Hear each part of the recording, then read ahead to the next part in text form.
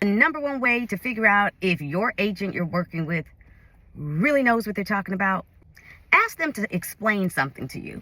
I had this happen. We got down to the part of where you're supposed to decide your vesting in real estate.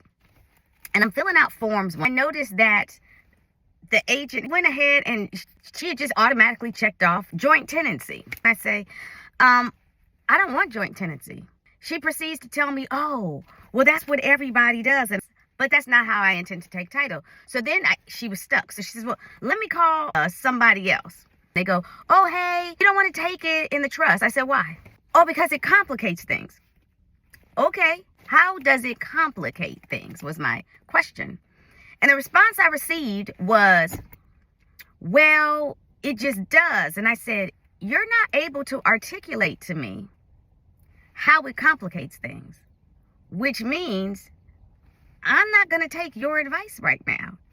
So they got a third person on the phone. The third person told me it complicates things because you have to go to probate. And I said, see, that's where you're wrong. No, it doesn't. Taking it under my trust avoids probate. So at that point, they said, well, we have a worksheet you could look at. You just look at the worksheet. And if you still want to do it, we will do it. And so when the lady hung up the phone from all her bosses that she had consulted with, I leaned into her real quick and I told her, your people don't know what they're talking about. This is a lesson for you and them. You don't need to advise people on how to take title because there are legal implications to that. Sometimes there are financial implications to how they're choosing to take title.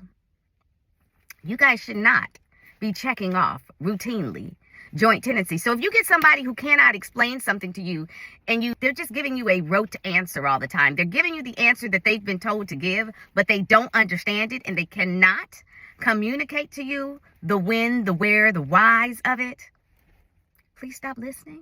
Just because somebody holds themselves out to be a professional in a certain thing doesn't make it so. That's your buyer truth for the week. Come on now.